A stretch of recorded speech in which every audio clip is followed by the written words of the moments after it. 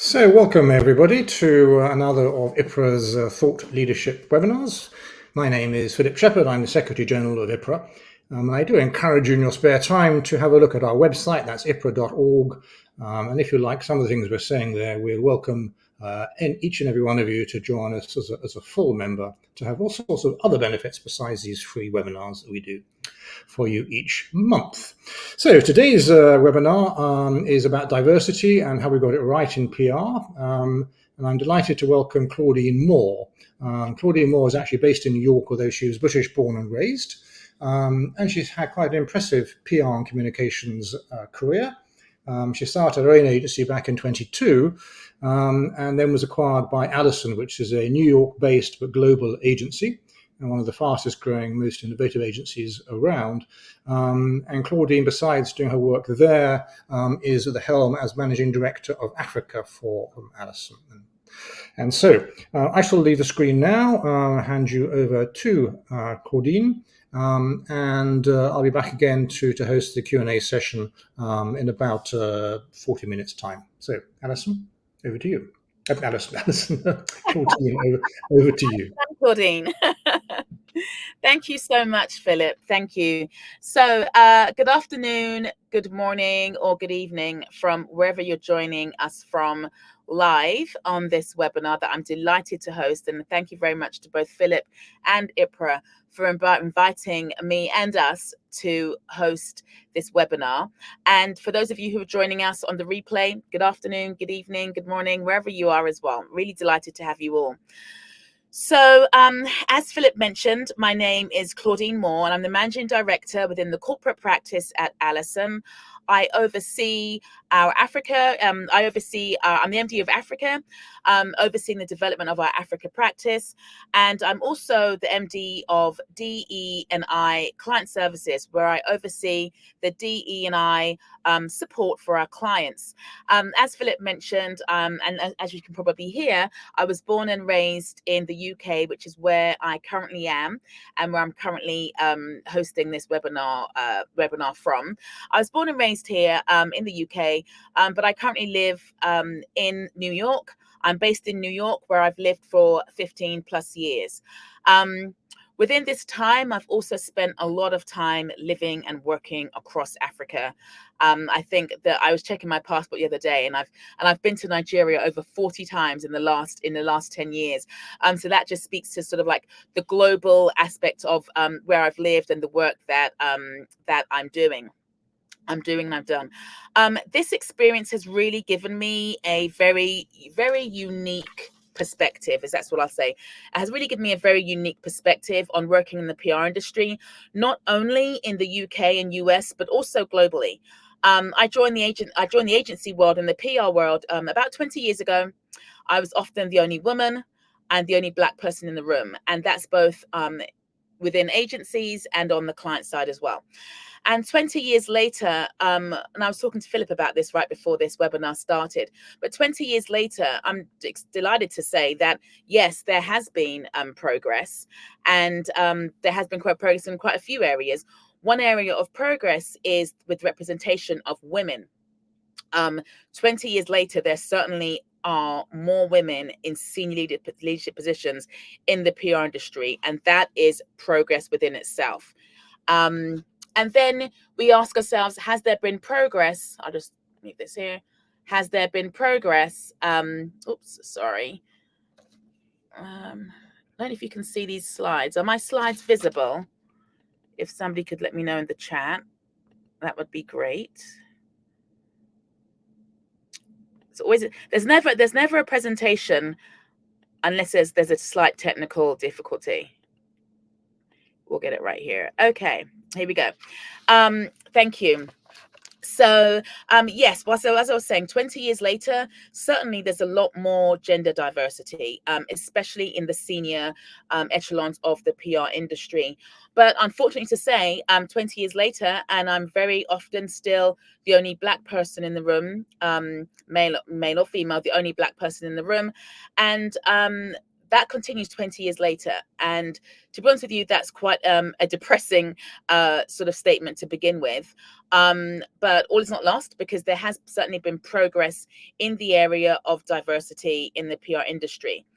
As I am in the UK right now, and it is Black History Month in the UK, I've decided to focus this presentation on the representation and inclusion of Black executives in the public relations industry. However, I will say and just point out that whilst this presentation is focusing on diversity from the prism of Black people in the industry, it is important to understand that diversity includes and covers gender, religion, nationality, sexual orientation, neurodiversity, and much, much more.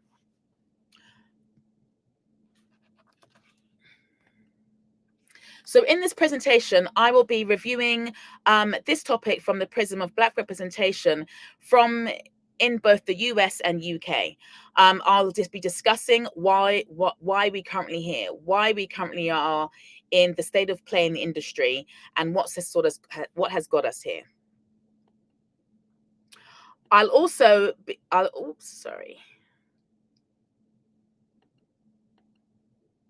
and what has got us here. I'll also then be focusing on what my research has shown are 5 focus areas that can facilitate change. And when I get to that section, I will say that the 5 areas that I've put together that can facilitate change can really be applied to diversity across the full spectrum of diversity and inclusion in the industry. And then finally, I'll be reviewing a process of changing the mindset within the PR industry that I believe is a way that we can facilitate change, and change for everybody, whether it's organizational change, whether it's individual personal change. It always starts with a shift in mindset. A shift in mindset leads to changes in actions, and actions is what leads to movement within any industry, or within ourselves personally as well. So before I go into the presentation, I would like to talk a little bit about Allison. Allison is a global PR agency, formerly known as Allison and Partners. For those of you who know us, you know the work that we do. And for those of you who don't, we are one of the world's fastest growing agencies, very entrepreneurial in the way that we approach our work. We are probably in the top 15 agencies, so we're not one of the big agencies, but we're certainly amongst the biggest industries. And we are really different by design. I can speak to that. So just a bit of background as well. My agency was acquired by Allison and Partners, as I think I mentioned a year ago. My agency focused on African markets, as well as DE&I, multicultural marketing, and general marketing in the US. And we joined Allison and Partners to expand their offering to African regions in July of 2022. And I can honestly say, as somebody who has been classically trained in PR, as they say, having come up in lots of PR agencies, Allison and Partners is truly an entrepreneurial agency. I know lots of agencies say that, but they truly are an entrepreneurial agency. And it's an agency where people are really, every aspect of themselves is brought to the table and encouraged to come to the table. And I'm really excited to be part of the agency. We offer the full gamut of services, whether it's strategic communications, performance and intelligence, which is our research division. They're an incredible group of researchers that we have in PI, creative design, brand engagement and strategy. And what I will say is that throughout all of our services, DE&I and multicultural marketing is woven into all of our services at Allison.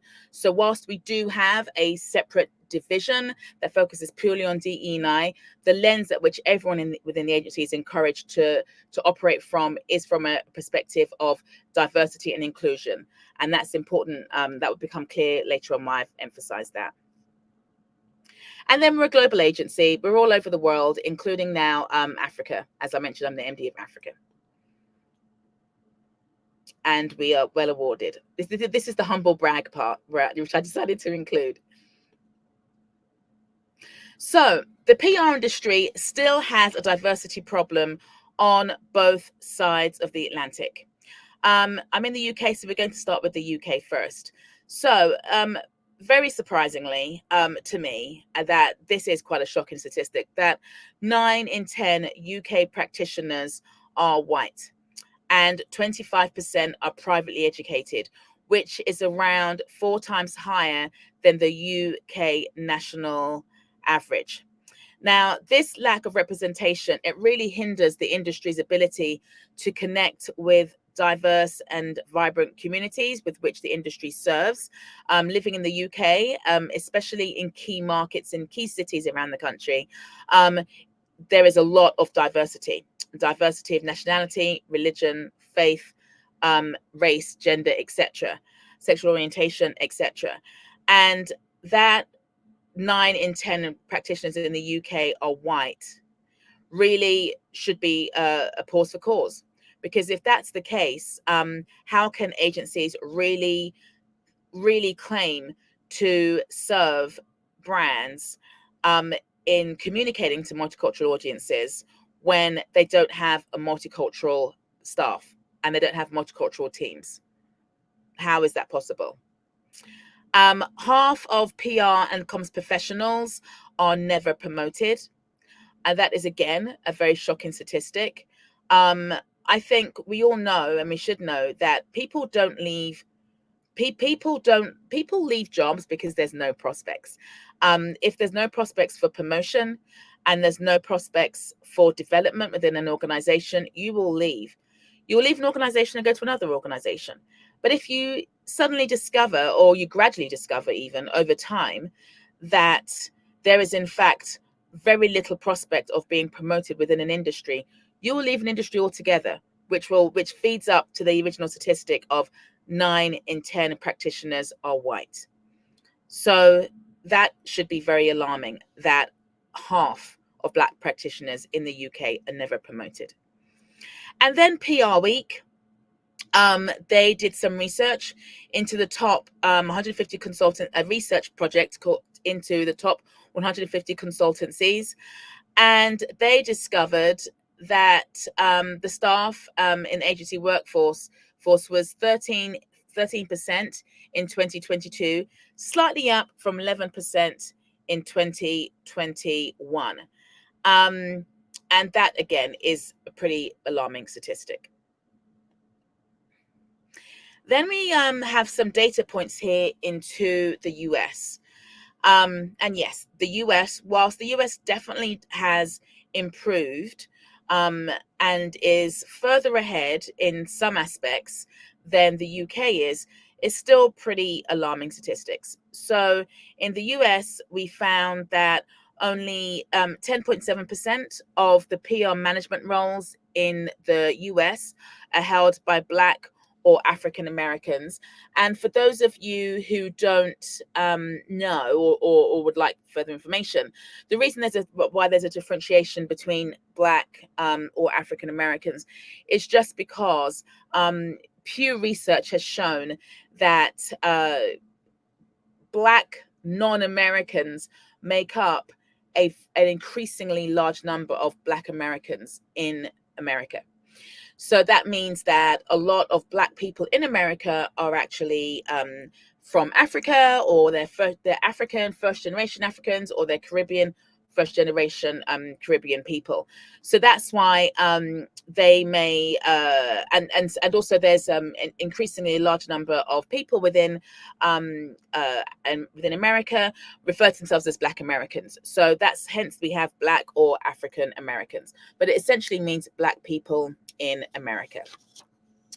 And then we have another, really sort of terrible and laughable situation with Google and PR Week, who joined forces together, it was last year, and had a program called the Changemakers Program. And the idea of the program was to award agencies who had the best DE&I initiatives. And it was the inaugural launch of the program. And I quoted here, none met the high and holistic standards that the organizers sought to name an agency as a true change maker. And that was the case the very, very first year of this program.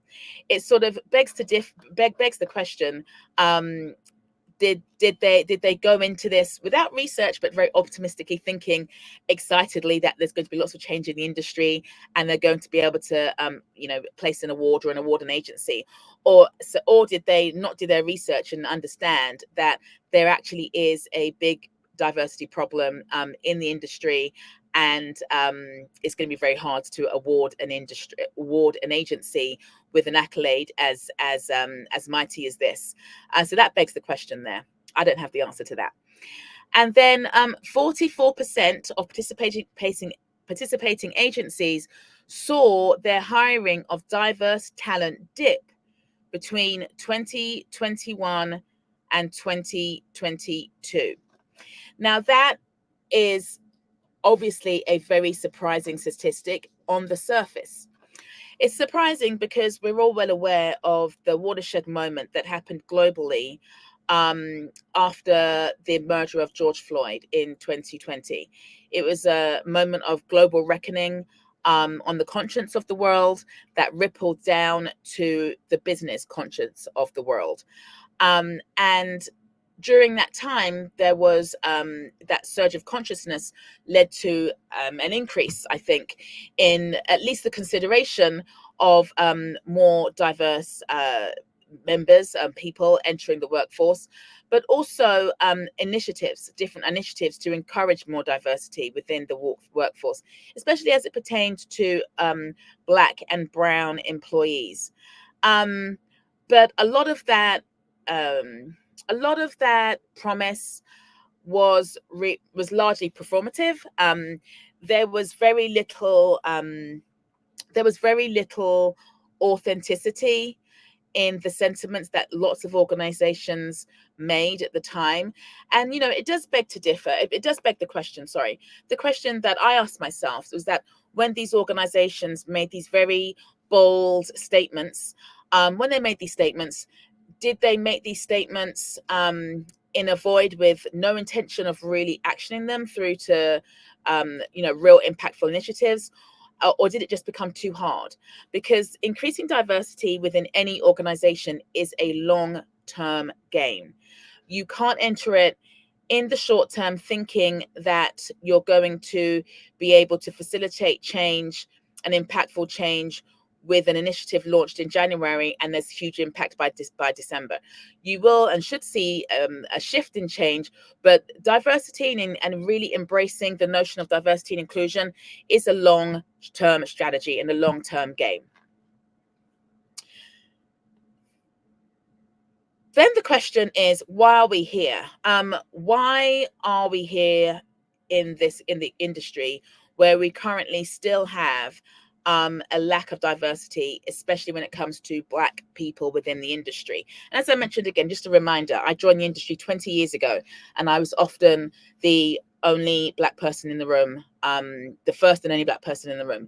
And to this day, 20 years later, I am still often the only Black person in the room. And why are we here? I'm just going to be very candid here, candid when I lay out the 5 reasons as to why I think we're still here. Number 1 is continued systemic and institutionalized racism. I know there was a recent report in the UK that spoke about the fact that there was no institutional racism in the UK, which is, to be quite frank with you, laughable and shocking that they would even arrive at that conclusion. There is systemic institutionalized racism that exists in every fabric of society. And I could go into that a lot more, but that would be an entire presentation within itself as to the negative impact that has and how that plays out within the fabric of organizations and within the day-to-day operations of organizations. But I can squarely and quite confidently say that systemic racism is one of the main reasons that this exists within our industry. A lack of role models. And I pause at this point because depending on your mindset, a lack of role models can be incredibly negatively impacting on you as an individual, or as it was and has been in my case, is the lack of role models with myself in coming through the industry. I had a lack of role models, but my mindset was, okay, Claudine, you have to be what you don't see. Now, that is my prism of approaching things, but not everybody is like that. And a lot of people, if they don't see themselves in a particular industry, they think that they can't enter the industry. So I think for people who look at things from that prism, we really have to understand that the lack of role models really can be negatively impacting. Not everybody has the confidence within them to say, I don't see what I want to see, therefore I'm going to be it. Not everybody has that inner confidence and to pursue their careers in this way. And for those people who don't, and it's a significant number, their lack of role models is really very negatively impacting. Then you have microaggressions in the workplace, and I'm sure that when we have the Q&A, I'm sure some of you are going to have a large number of examples and stories about microaggressions in the workplace. I'll just give you one example of a microaggression in the workplace to show you how micro it is, but how much of an aggression it still is. I remember many years ago, I will not mention the luxury brand that I was working for, but many years ago, I was in the US working for a luxury brand. I was the PR coordinator. And a magazine, one of the VPs came and had been given an extra copy of Essence magazine. And she then came into my office and she then said, oh, Claudine, I've got an extra copy of Essence magazine. And my black nanny and black cleaner, they love this magazine. So I'm sure you're going to love this magazine. Here it is. Now, I pause there because somebody could on the surface be like, well, that's actually really nice. She's giving you a copy of the magazine. What's wrong with that? But look at the way it was framed. My nanny and my cleaner both love this magazine. So you must like this magazine too. Now, I'm sure that, I'm speaking to a very intelligent audience. I don't have to explain, and I hope I don't have to explain in too much detail about just how offensive that moment was. But it's a microaggression, mainly because if that was taken to HR, the person, the VP in question, could easily say, I was just being nice. I was just giving her a copy of the magazine. But it was the way it was framed. And that's just one example that I have of many of the examples that I could give you, but just one example of how microaggressions can really play out in the workplace. Then there are recruitment and retention issues. So it's no mistake. There's a lot of data that shows that recruiting staff, diverse staff is one issue, but retaining that staff is another. And I draw you back to the very first, so one of the first slides that I showed when we were talking about the diversity and the issue in the UK industry. And the second bullet point that I had there was that there was a lack of promotion. If you're not promoting individuals or they don't see any room for progress within an organization, they will not stay. And that leads into this fourth bullet point here. And then finally, a reason as to why we're here is, frankly, biased HR practices, and attacking that bias at the first touch point within an organization, which tends to be the HR or the talent, the people in charge of talent, is really an issue, because we all everybody walks into situations with a bias, and the bias can be based on anything. The bias could be based on somebody's race, somebody's gender, somebody's orientation, somebody's height, somebody's weight, somebody's hair color. I mean, bias can happen, or hairstyle, and bias can happen across the board. And for anybody to say I'm completely unbiased really goes to speak to how biased they probably are, and how unconscious their bias is.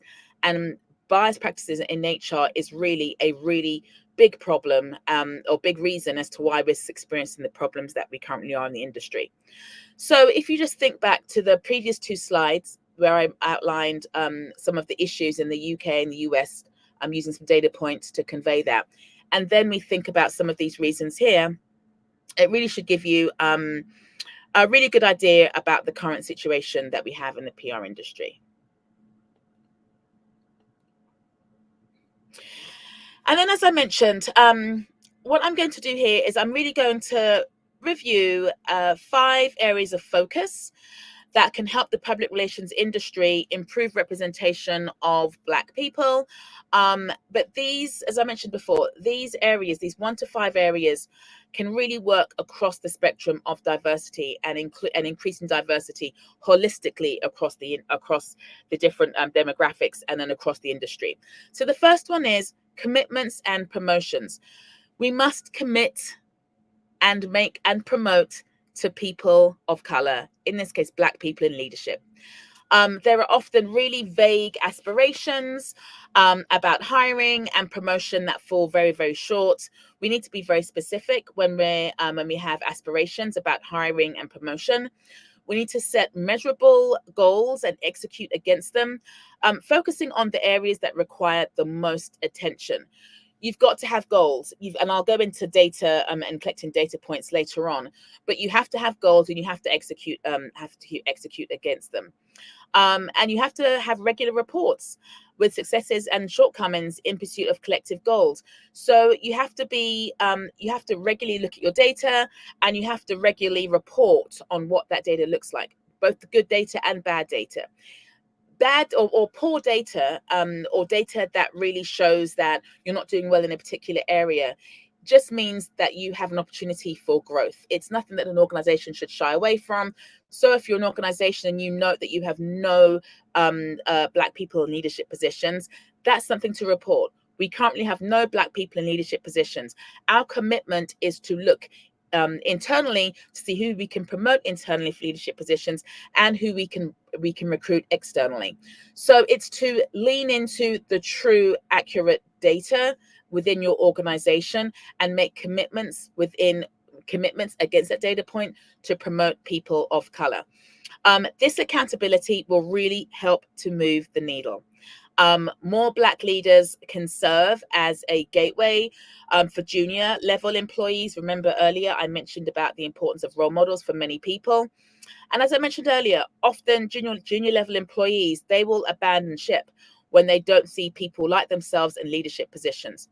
So one area of focus is to make a commitment and promote qualified Black people into leadership positions within your organization. Number 2 is going where the talent is.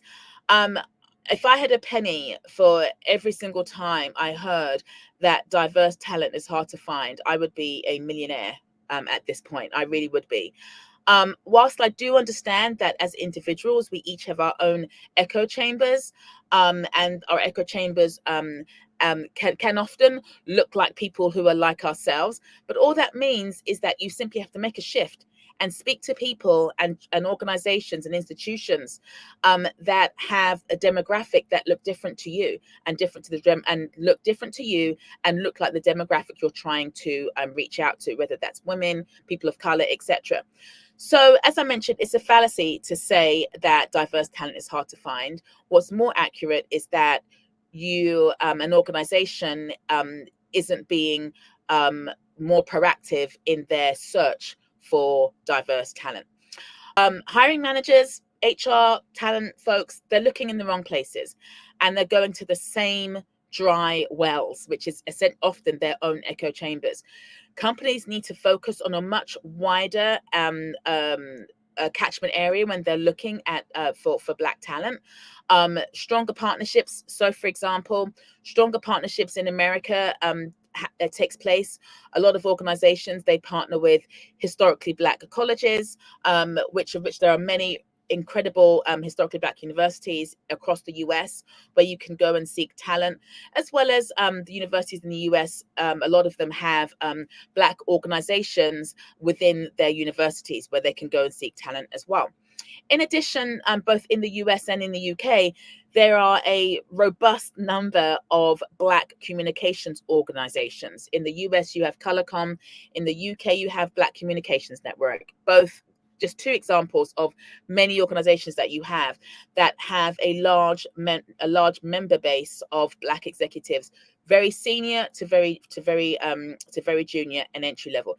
In addition to that, there's in the US and in the UK, there's a growing number of professional organizations. So in the US, for example, you have the Black MBA organization. That's an organization of Black people in the US with MBAs. So whilst they may not be specifically PR people, there are many MBAs and many people within that organization who, should they be introduced to the PR industry, would be interested in the PR industry. So again, really spreading your wings and going to where the talent is.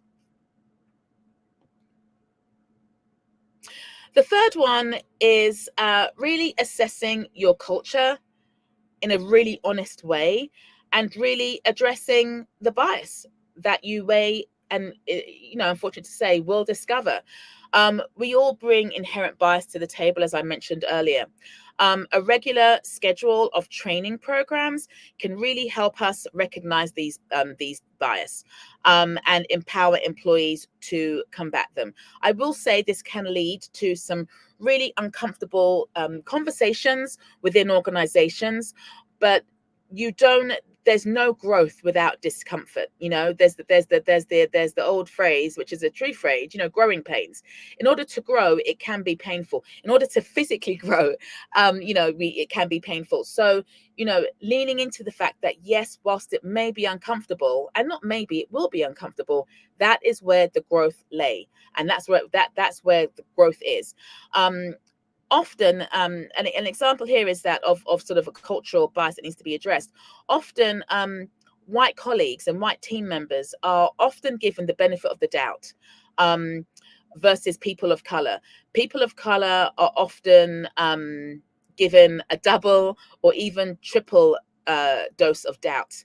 And I can speak to that personally, in my career. I think, if you're a woman, you've been in a meeting before where you've said something and it's like, okay. And then a man says it and it's like, what a great idea. And you're thinking that I just said that. And that's happened, I'm sure, to the majority of the women watching this webinar. I'm sure it's happened to you. I can also say that's happened to probably every single Black person in the corporate world, that there's just a lot of doubt that's cast over your abilities, cast over your ideas, cast over your abilities to be client facing. There's always like a shadow of doubt that's not always, let me not say always. There's often a shadow of doubt cast over your abilities to do what you can do. And that is a systemic and cultural issue within an organization. And this really limits opportunities for Black people within organizations. Promoting regular open dialogue among the broader workforce, like I said, can be uncomfortable, but it also leads to deeper understanding, and it is where growth is. The next point: groom diverse leaders.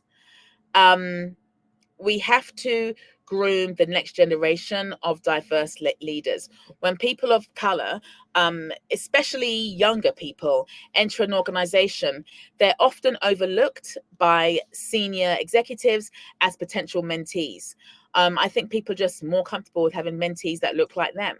And some mentees are more comfortable with having mentors that look like them, potentially.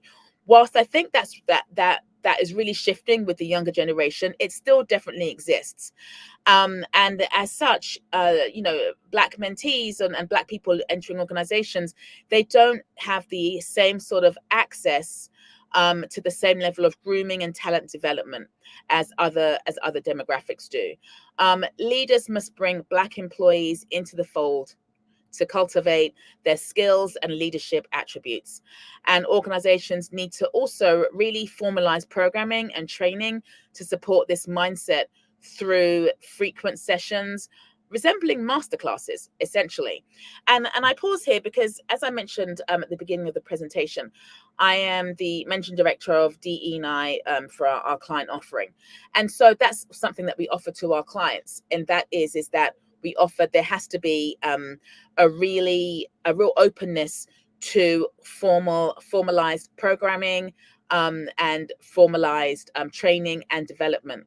And if you have that talent in-house that can create in-house customized training sessions for your organization, fantastic. But if not, there are a large number of DE&I trainers who can offer really robust, contemporary, and really excellent training when it comes to DE&I, that you can bring them in. And with some of these trainers, and in fact, the lion's share of these trainers, you can show them your business issues. You can let these trainers know these are the issues that you're having within your organization, and or you can let them know where you're trying to get to as an organization.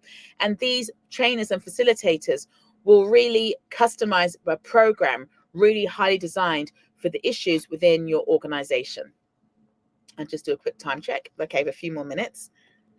I'm looking forward to your questions. And then, as I alluded to earlier, finally, increase the diverse data transparency.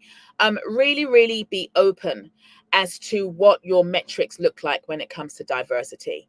Where do you as an organization, what are your areas of what are your strengths? What are your areas of strengths? And how have those DE&I areas of strengths become strengths? And what are your areas of weakness? Where do you need to improve? And be transparent about this. Have a report, as I said earlier, and really say, this is where we are and we want to improve. And as a result of wanting to improve, we're going to instigate the following programs, and then check back in a year.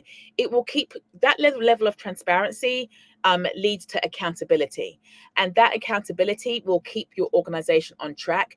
And that level of accountability and transparency will really speak volumes when you're seeking to hire diverse talent, because they can also, so it's two-pronged, they can also quite vividly see, where is the organization? Okay, the organization is not doing great when it comes to diverse leaders.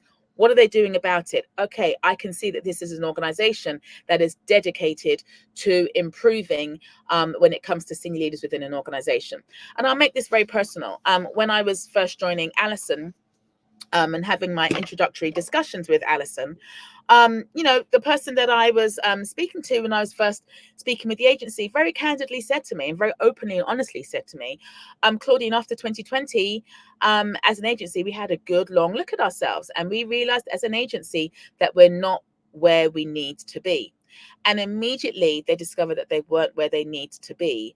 They put into action a variety of different processes and policies and programs to increase the not only diverse talent within the industry, within the organization, but also to increase the diverse leadership within the organization.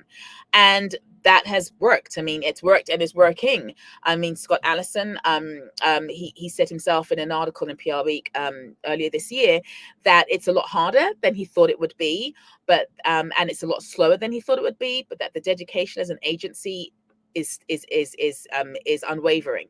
And myself as a senior person joining the organization, I came in with open eyes. I joined the organization knowing that increasing diverse leadership was something that they wanted to do, and I was told that they need to improve in that area. So in my mind, straight away, this organization recognized that they had areas to improve in, and I could also see quite candidly and vividly what they were what they were seeking to do about it.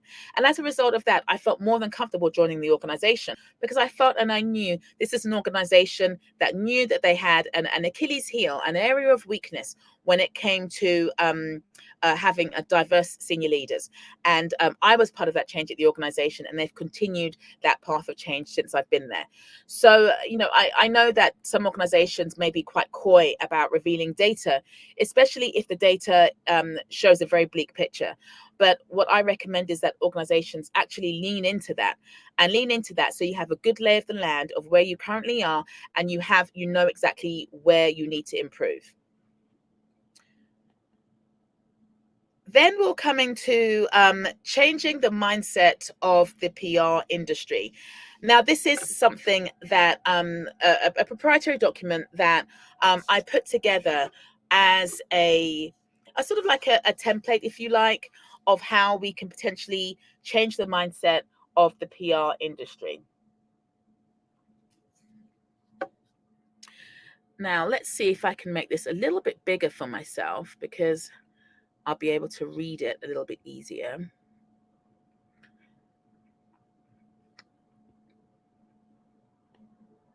Okay, let's see if that works. Okay, great.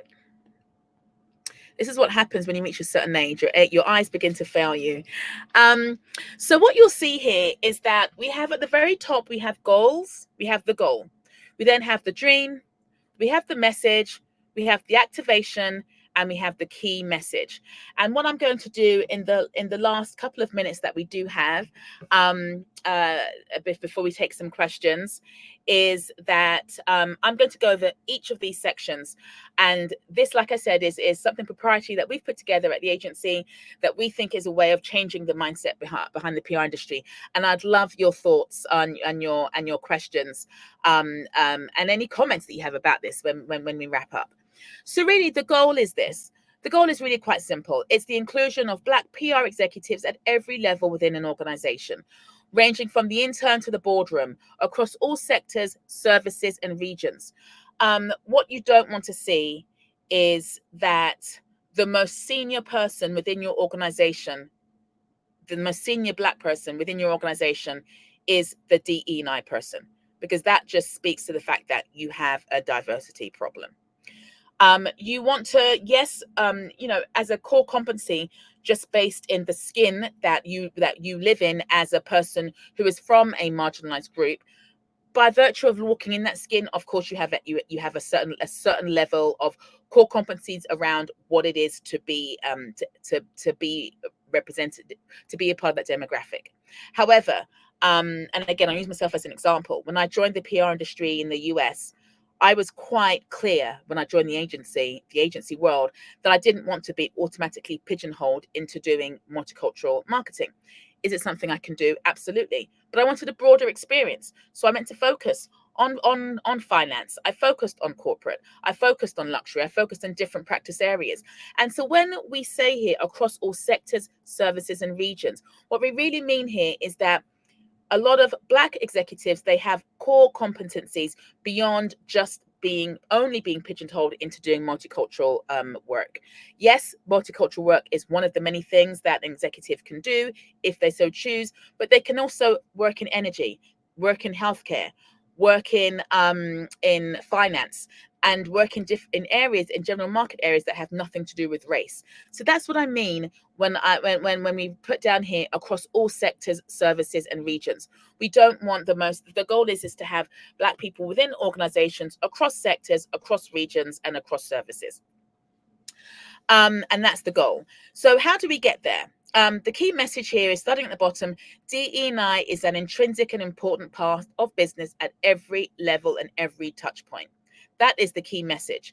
As I mentioned to you earlier, when I showed you the services that Alison provides, and I mentioned woven into all the services that we provide as an agency is a DE&I lens. Everyone within the agency is encouraged and trained, as I mentioned earlier, programming and training, and trained with a variety of internal programs to really look at their work from that prism. So that's the ultimate key message. Then we'll come up to the activation. The activation is the creation of an equity-minded environment based on individual and collective accountability. Again, that accountability word, via corporate policies and initiatives. And underneath that activation, we'll take the 5 points here. Efforts need to become transformational instead of transactional. Maybe I need a bit more coffee. We'll have a sip. Transformational instead of transactional. Initiatives are to be proactive instead of reactive. Consistent actions leading to default behaviors and an equitable environment. Being consistent lead to default. I mean, just using a lifestyle example, I'm sure we all know that people say, if you want to get fit, it's got to become a lifestyle. And it's got to become a lifestyle because it has to become a default way of where you live if you want to become a healthier person, right? It has to become a natural part of your lifestyle. It's the same in the corporate world. Consistent actions lead to default behaviors, and that's what we're looking for. Leveraging data, I mentioned that previously. Leveraging data to make decisions and measure impact, and also demand commitment from all. Now, I did think previously when I was putting this together, I did think, do I use the word demand or I do use the word request? And I actually intentionally use the word demand because that is what it is. If there's going to be a change of mindset within the PR industry when it comes to DE&I holistically, and of course, we're talking here about Black representation within the industry, there needs to be a commitment from all, and that needs to be demanded, not requested. And the message is DE&I is not a political decision. Now, this is more so the case, I think, for the US example, and I'll wrap up in a few moments. But this is more the case in the US, which is as many of you may know, is a very polarized political market, political country. DE&I is often seen as a political decision, and when you see it as a political decision, it's then seen as the political decision of one party versus the other. That is the same here to a certain extent in the UK, but it is very much the case in the US. And the reason I put here that DE&I is not a political decision, and that needs to be removed from being viewed from a political prism. But it's based in decency and civility. It's based in humility versus pride. And it's also really based in the fact that it's good for business. And I refer you back to one of my earlier slides when I was talking about the multicultural nature. The world is changing. The world is becoming increasingly more multicultural, increasingly more mixed. And with migration, immigration and migration, societies, organizations, communities, both on a local level and on a regional level and on a global level are becoming very different. So, as communicators, we have to internally make sure that the teams we have internally reflect the markets that we're serving. That is just good business. We've all seen examples when we don't have diverse teams and how that can be really bad for business. And there are just mistakes that happen that offend or alienate different groups within society. So again, the bottom line there is that it's good for business. And then as we wrap up, the dream is to ensure key decision makers authentically embrace DE&I initiatives with impactful actions and accountability. Again, the accountability word. And that incorporates tracking over time. And that's the dream. And I say that's the dream because you have your 1 year, 3 year, 5 year, 10-year plan. And at each of those touch points, we need to look back and see where we are and how we're doing. And again, back to the goal. As this presentation is focused on Black representation, the goal is the inclusion of Black PR executives at every level within organizations across all sectors and services and regions. And so at that point, ending with the goal, I will wrap up my presentation. I welcome Philip back to the room, and I want to thank Philip and IPRA for inviting Alison and inviting myself to deliver this presentation to you. And I hope you've got lots of questions. Well, it's been a pleasure to listen to you. I think what I liked about the presentation was not only the analysis that you've done, which is excellent, but then coming forward with a bunch of essentially internal solutions that can be done. Let me kick off with a question of my own, if I may. I'm aware of organizations such as in America, such as the Association for the Advancement of Colored People, whether or not it's changed its name since it founded, I don't think it may have done. Do such organizations help industries such as PR with diversity issues, or do they have a different area of expertise? No, that's a great place to start. That's a brilliant place to start, actually, Philip, because yes, they do.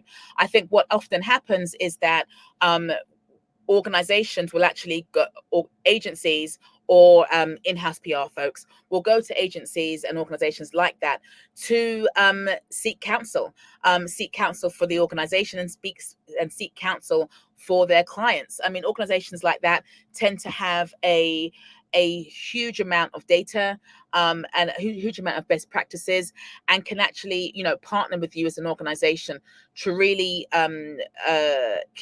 help you with your diversity initiatives. And interestingly, that you start with that point, because these organizations, they can often come into your organization just to host a workshop. And they may not be talking about the issue of PR at all, but just talking about, and if you go back to one of the slides where I was talking about the reasons for where we are, some of the reasons for where we are lays in systemic racism.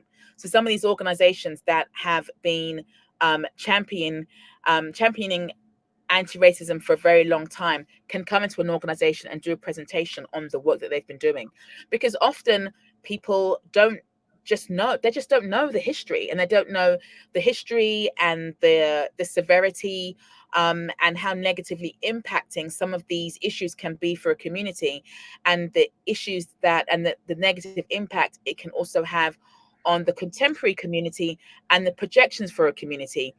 And without having that sort of baseline of knowledge, it's very hard to understand why some of these things exist. So I think in addition to advising the organization, they can also just come in and do a presentation to an organization, just to give you more information about a given topic, just from a very general perspective, even if it isn't from a PR perspective. Interesting. So we have a question from Jonathan, and this is concerning any differences between in-house and agencies. Do you observe a difference in the ability for in-house comms and marketing departments to build diverse teams as compared to PR agencies? And if so, why do you think that might be the case? Yeah, that's a really good question, because I have worked both in-house at an organization, and I've also worked at agencies. I would say that at an agency, it might be easier to have a diverse team, simply because there's more of you. There's a larger number of PR people, right? So you have a lot. If you have an in-house, if you have an in-house team, it's a small team. There's one. Some in-house comms teams are just one person or two people. If you have a big organization, then you're going to have more a larger number of people. So you can have people from different demographics. So I really think I think there would be a difference depending on the agency. Conversely, if it's a small agency, you're going to have less diversity within that agency. But then when I think about the organizations that I've worked with in-house, I do think that it sometimes what tends to happen is that they will bring in-house there. So if it's Coca-Cola, for example, just using it as an example, just because, they have a division within their comms team that focuses on Hispanic audiences in the US, on LGBTQIA plus audiences, on Black audiences, and they're a huge organization. So again, I think as a huge organization, they can have more of a diverse PR executives working for them. So I think my answer there really it depends on the size of the organization, both in-house and externally. If it's a bigger organization, they're more able to have a diverse team. So that's where an agency comes in, because if you're an organization where you have a small in-house team, then it behooves you to have an agency support you that has a diverse team, because you're able to have an agency that can help you with some of the diverse thinking that's needed to have a holistic PR campaigns and strategies and so on for the organization. Interesting. Are you aware of any agency that established with a predominantly Black workforce? Yes, there are several agencies in the US that have, and you're saying they started off with a predominantly Black workforce? Or perhaps came that way. Yeah, there's many of them in the US. Igami is one of them. There's the Marva Brito agency is another one of them. There's a lot of different agencies in the US that have started off like that, and even in the UK. And I'll give a shout out to my friend Jessica from Wimbart, because she has an agency here that focuses on African tech, and she's a woman of color, and I think like 95% of her team is Black. So you have that right here in the UK. That's one example here I can think of in the UK. Okay, interesting. Hollywood and the likes of Netflix often portray quite a high level of diversity in film and TV offices. Is that simply not a reflection of reality? So you're saying that Hollywood often shows a very diverse office environment. No, I think that probably is accurate. Okay. I think, but the question is that if one is looking at beyond just the personnel and discovering what those personnel do. So what you'll find is that you could go to an office and there may well be, lots of Black and brown people in office, for example. But when you dig a little deeper and find out what they do, they're often in the most junior positions within an organization. So I think that is where the variable can be. I think that's probably what you're witnessing. I think if they're showing you the very higher echelons of an organization, and you're looking at the C-suite, to show lots of Black people in the C-suite in Hollywood would be hashtag fake news, because that is not the case. I don't think there's one Black CEO in the Fortune 100 organizations, for example. Okay, interesting. All right. And final question, unless I have any more in the next minute or so. And it's an issue you touched a little bit on earlier. Is there a correlation between the ethnicity of the audience for a communications campaign and the diversity of the PR team that's put onto it?